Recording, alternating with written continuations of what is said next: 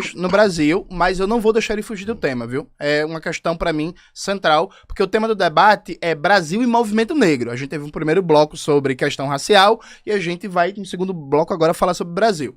Veja, o Fernando, ele não respondeu sobre as terras raras, ele não respondeu sobre o Pix. E ele continua sustentando a ideia de que na ditadura as pessoas sofrem. Então, veja, na lógica deles, presta atenção, você trabalhador, trabalhadora, na lógica deles, eles querem que a população sofra para garantir o ganho de empresas dos Estados Unidos. Eu vou repetir pela terceira vez. As Big Techs, como o Google e o WhatsApp, estão incomodadas porque os pagamentos online não estão sendo feitos pelo WhatsApp Pay e pelo Google Play, mas sim pelo Pix. É uma questão não só de controle dessas transações, como de controle também de dados. E a Visa, a Mastercard e por aí vai, também perderam espaço hoje por causa do Pix, já que o Pix não tem taxa e no cartão de crédito tem taxa. Isso é um interesse direto das Big Techs. Isso é um interesse direto da Visa, da Mastercard. Eu vou perguntar pela terceira vez. Fernando Holliday, você defende o interesse das Big Techs? Você defende o ataque ao Pix? Você defende que o Pix seja sabotado para garantir o interesse de empresas dos Estados Unidos que estão articuladas com o governo Trump, com o imperialismo estadunidense? Vou perguntar pela segunda vez. Fernando Holliday, você defende a postura do governo Trump? E aí, veja, ou é burrice ou é safadeza. Ou é burrice ou safadeza. O Brasil vive uma ditadura. Que ditadura? O governo Trump tá querendo tomar as terras raras do Brasil. Qual é a relação disso com o STF, Alexandre de Moraes? Tomar as terras raras do Brasil. O governo Trump ataca o Pix. Qual é a relação disso com o STF, Alexandre de Moraes? Com o Bolsonaro? O governo Trump mente dizendo que tem déficit comercial com o Brasil e ameaça um tarifaço de 50%, que inclusive, se fosse aplicado como na medida inicial, ia afetar diretamente mais de 150 mil empregos no Brasil. É isso mesmo? É tomar as terras raras do Brasil para defender os direitos humanos, né? Como é que é isso? Veja, o que o governo Trump fez foi colocar essa questão do Bolsonaro, essa questão de Alexandre de Moraes, para ter entreguistas, vendilhões da pátria, como esse sujeito aqui, defendendo entregar a soberania nacional brasileira, defendendo entregar as riquezas brasileiras, defendendo uma sabotagem à economia brasileira e dar uma base de legitimidade de massas. Mas o Trump não liga pro Bolsonaro. O Trump não tá preocupado com o Bolsonaro, porque ninguém liga para aquele covarde, para aquele frouxo. Liga o ar-condicionado que tá um calor da desgraça. Vamos ligar. Olha, 5 minutos, Mateus, sua resposta. Dando favor. Tá quente mesmo, cara. Pronto aí? O Holiday tá na tosse aí, né, Holiday? É, eu tô com tosse, mas não dá, mas eu tô suando. Tá com calor também, né? Eu não liguei por causa disso. Valeu, Bom, vamos gente. lá. Ele falou dessa questão do Trump, ele tá insistindo que eu acho bom as sanções econômicas. Em nenhum momento eu falei que é bom. Em nenhum momento. A questão aqui, e aí a gente percebe, de uma ignorância que assim, eu nem acredito que você falou um negócio dele. O que tem a ver as sanções econômicas com as decisões do STF? Como assim? Sanções econômicas são uma medida clássica, diplomática, de contenção de ditaduras pelo mundo. Os embargos de Cuba foram uma tentativa dos Estados Unidos de conter a ditadura cubana.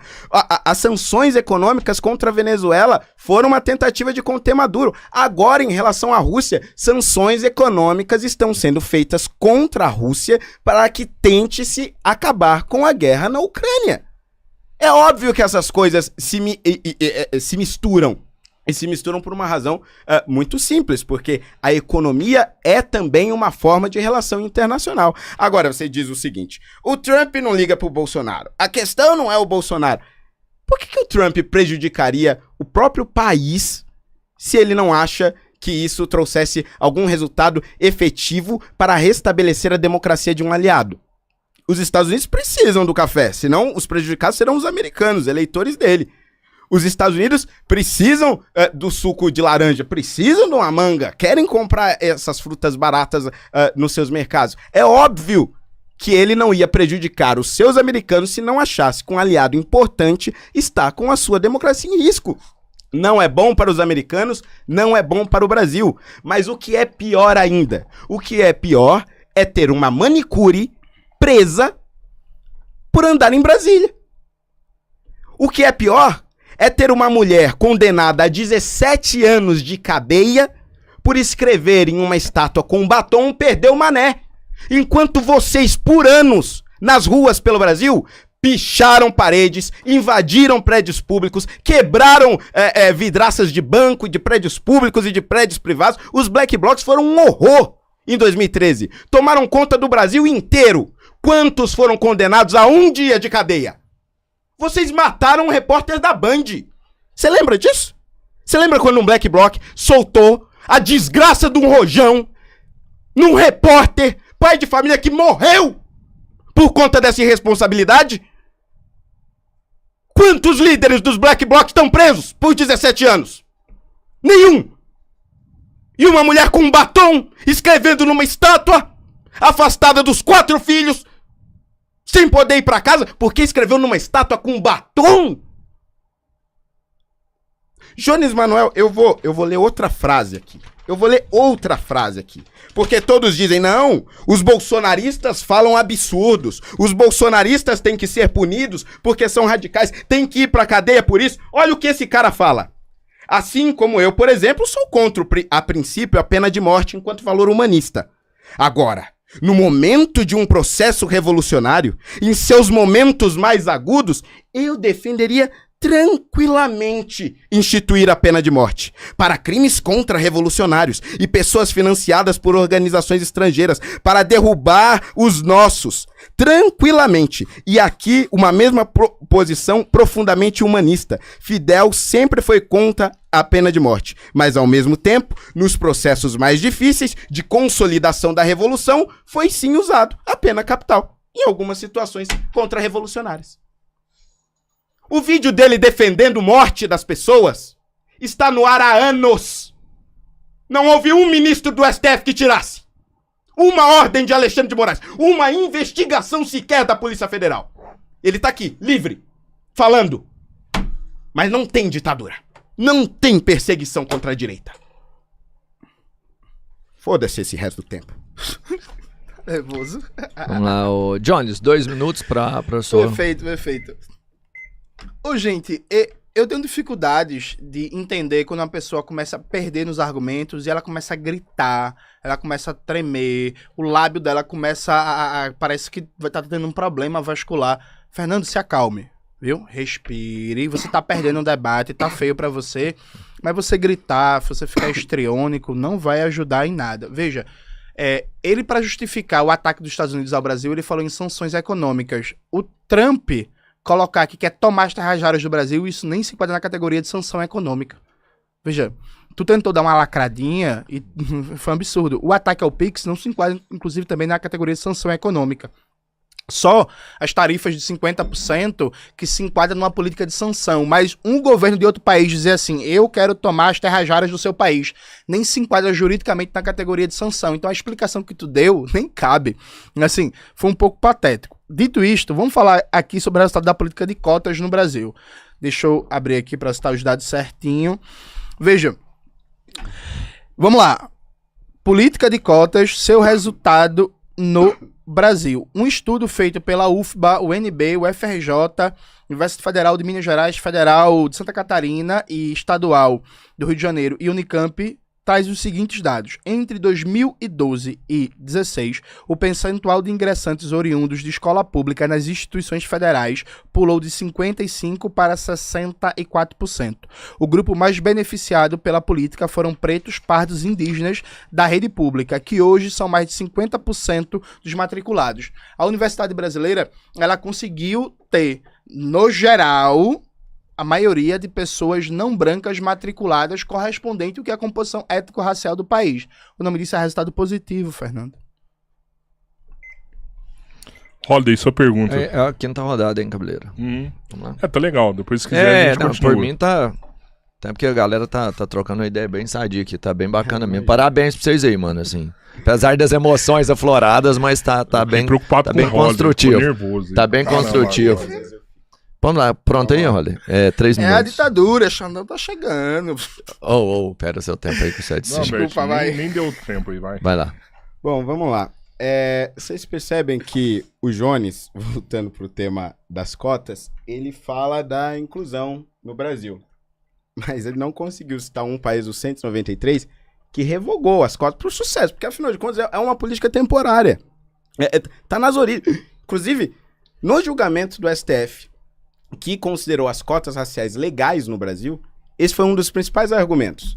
Olha, nós estamos instituindo as cotas porque é preciso incluir a população negra. Um dia isto chegará e nós vamos acabar com as cotas. E isso se repetiu em todos os lugares do mundo. Vocês terem ideia, na Índia, o mesmo discurso aconteceu ainda na década de 50. No Sri Lanka aconteceu, na Malásia aconteceu, na Nigéria aconteceu. Inclusive o Thomas Sowell traz um exemplo muito interessante ali dos Yorubás na Nigéria, que instituíram um sistema de cotas, isso por volta da década de 70, para tentar diminuir as tensões. As tensões aumentaram tanto com o nível das cotas raciais que eles desembocaram em uma guerra civil em 1999, só foi acabar em 2002. Então, o ponto é o seguinte, em nenhum país do mundo se revogou as cotas raciais, porque o objetivo central dela é dividir a população e, mais do que isso, ignorar o problema real, que é a educação das pessoas. Quando eu vou para um vestibular, o meu avaliador não vai olhar uma foto minha. Ele não vai saber se eu sou negro, se eu sou branco, se eu sou pardo. Não vai saber nem meu histórico. Ele vai analisar única e exclusivamente o que eu respondi na prova. Eu respondi A, respondi B, quantas eu acertei, quantas eu errei. O resultado disso, desta prova, está diretamente relacionado à qualidade de ensino que eu tive. E aí, evidentemente, que esse debate das cotas nos leva a discutir a educação. E é sobre isso que eu quero perguntar. Porque nos dados mais recentes, que eu encontrei, pelo menos de 2023, a OCDE divulgou que o Brasil gasta, em média, no ensino básico, cerca de 3.583 dólares por aluno ao ano. A média da OCDE são 10.949 dólares por aluno ao ano. Quando a gente vai para o ensino superior, o Brasil gasta 14.775 dólares. 14.775 dólares por aluno ao ano. A média da OCDE é 14.839. Ou seja, está bem próximo. Então, há uma defasagem aqui. Nós estamos investindo proporcionalmente muito mais no ensino superior do que no ensino básico. E o ensino básico é que impede as pessoas pobres, sejam elas negras ou brancas, de entrarem na universidade. Jones, você é a favor de cobrar na universidade pública de quem pode pagar? 5 minutos, Jones. Perfeito. Gente, vamos lá. Voltando para a guerra contra o Brasil. Eu vou reforçar com vocês. Ele está justificando uma potência estrangeira atacar o Brasil, prejudicar o nosso povo trabalhador, se apropriar das riquezas brasileiras. Eu costumo trabalhar um exemplo bem didático, que é, vamos imaginar, se fosse nos Estados Unidos, deputados dos Estados Unidos se articulam com o Partido Comunista Chinês e com o governo Xi Jinping para atacar os Estados Unidos. O que aconteceria com esses deputados nos Estados Unidos? Eles seriam presos, perderiam o mandato e seriam condenados à pena de morte. Se fosse na China, deputados da Assembleia Nacional do Povo da China se articulassem com o governo dos Estados Unidos, com a CIA, para atacar o Estado chinês e fazer uma mudança de regime. O que aconteceria com eles? Eles seriam presos, perderiam o mandato e seriam fuzilados. Esse bando de canalha que está no Congresso Nacional defendendo a aplicação da Lei Magnitsky no Brasil, defendendo a entrega das terras raras brasileiras, defendendo o ataque ao PIX, defendendo que uma potência estrangeira interfira nos assuntos brasileiros para beneficiar os monopólios imperialistas dos Estados Unidos, eles deveriam ser todos caçados imediatamente e todos presos. Todos os deputados que defendem que uma potência estrangeira ataque seu país deveriam ser caçados e presos. A própria Constituição brasileira, inclusive, ela diz no artigo 5º que não existe pena de morte no Brasil, salvo em situação de guerra. O próprio constitucionalismo moderno, desde da República de Weimar em diante, entende que, em momentos que uma potência estrangeira ataca o país, você estabelece marcos jurídicos diferentes para defender a nação. A gente está, nesse momento, sobre o ataque de uma potência estrangeira. E você é incapaz de dizer assim, eu defendo a soberania nacional do meu país, eu sou contra entregar as terras raras brasileiras para as empresas dos Estados Unidos e eu defendo o PIX. Você é incapaz de falar isso. Daqui até o final da sua vida, toda vez que você botar a cara em algum lugar, alguém vai lembrar. E o PIX? Que você simplesmente não consegue responder. Isso por um lado. Por outro lado, veja, nós, do PCBR, a gente atua no movimento estudantil a partir da UJC, a União da Juventude Comunista. A gente é a favor da lei de cotas. Só que a lei de cotas, ela reduz a desigualdade socio-racial dentro de uma estrutura que ela tem vários problemas. A universidade brasileira é uma universidade para poucos. É uma universidade restrita. O vestibular, ele não seleciona quem entra na universidade, Rodrigão. O vestibular, ele seleciona quem vai ficar de fora da universidade. Tanto é assim que existem vagas ociosas, Robertinho. Você tem mais vagas disponíveis do que estudantes na universidade. Então o vestibular ele não seleciona quem entra. O vestibular ele seleciona a exclusão de estudantes da universidade.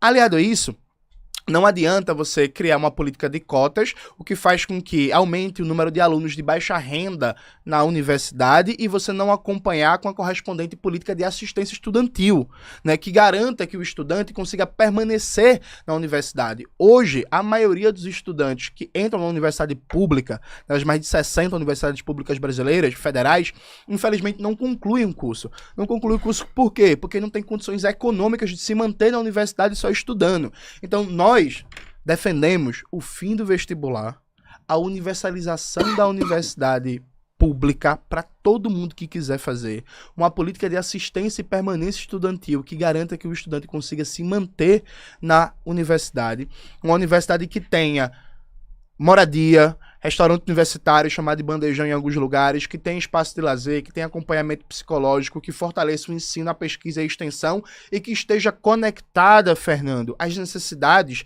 de desenvolvimento tecnológico do nosso país. Uma universidade, como diria o grande Darcy Ribeiro, que seja uma universidade necessária, que enfrente a dependência ao subdesenvolvimento e garanta que o Brasil fale de cabeça erguida com qualquer outro país do mundo e que não esteja em condições de fragilidade econômica para receber ordens de potência estrangeira imperialista. A gente defende uma universidade que, por exemplo, não dependa das big techs para operar no seu funcionamento diário, que tenha a sua própria infraestrutura digital. É isso que a gente defende para a educação. Isso pegando só a educação superior relacionada ao tema das cotas. A gente vai voltar para o tema da educação básica na próxima rodada. 2 minutos, Holly. Bom, resumindo aqui o que o Jones falou, ele defende que você, que é pobre, proporcionalmente paga mais imposto nesse país, continue pagando a universidade dos playboys comunistas das universidades públicas. É isso que ele está falando. Porque a questão é muito simples. Eu tenho uma universidade que é financiada com impostos. Dentro dessas universidades, eu tenho pessoas que têm renda muito, mas muito acima do possível para se pagar, por exemplo, uma universidade privada. Por que não cobrar dessas pessoas? Não estou falando de cobrar mais forte, estou falando de cobrar daqueles que têm renda muito acima da média. Por quê? Porque é o eleitorado dele. É o eleitorado dele. E o pobre que se dane. O pobre paga a conta. Esta é a realidade da lógica comunista. E assim, para deixar claro, eu já falei isso. Nós não concordamos que as sanções do Trump sejam algo positivo para o Brasil. Eu não acho que ele esteja certo ao querer acabar com o PIX. O PIX é fundamental para o Brasil. O PIX é fundamental para o Brasil, inclusive foi criado pelo governo Bolsonaro. Não acredito nem que o próprio Bolsonaro, que criou o PIX, que implementou o PIX, queira que ele seja retirado do Brasil. A questão não é essa. A questão é a realidade ditatorial que nós estamos vivendo. Só que aí, vocês vão perceber o seguinte. O Jones, ele quer falar para o público dele. Então, toda vez que eu perguntar um assunto que ele não sabe responder, como, por exemplo, o país que já revogou as cotas raciais no mundo, ou a crítica de Carlos Rosenbaum ao Florestan Fernandes. Quando ele não souber responder, ele vai mudar de tema e vai entrar num discursinho pronto para fazer o corte no Instagram. É justo, também vou fazer meus cortes. Mas para falar pro público dele, simplesmente vai ignorar a pergunta que ele não sabe. Essa é a estratégia dele aqui hoje. Sua quinta pergunta. Tá. Vamos lá. Peraí, dá uma pausinha. Tava me esticando. Desculpa, mas que é isso? Zero Cansou, aí, eu tô me sentindo lesado. Vamos, Robertinho. Eu tô me sentindo Não tardendo. Vamos ajudar no like aí, viu, gente? Galera, 60 mil pessoas na live. Compartilha aí, se inscreve, vamos fortalecer. Tô me sentindo prejudicado Pronto. pelo agronegócio. Não mexe comigo, que eu não mexo com ninguém. Bora. Vambora lá. Vou soltar do 3 aqui, pode ser 3 segundos Aí eu vou ter aqui. 3 segundos a mais, viu? Tá. Catimbeiro. Vambora? Bora. Vamos lá. Gente, quem criou o Pix foram funcionários públicos do Banco Central, né? Passou anos sendo desenvolvido, calhou de acontecer durante o governo Bolsonaro, como aconteceria sobre o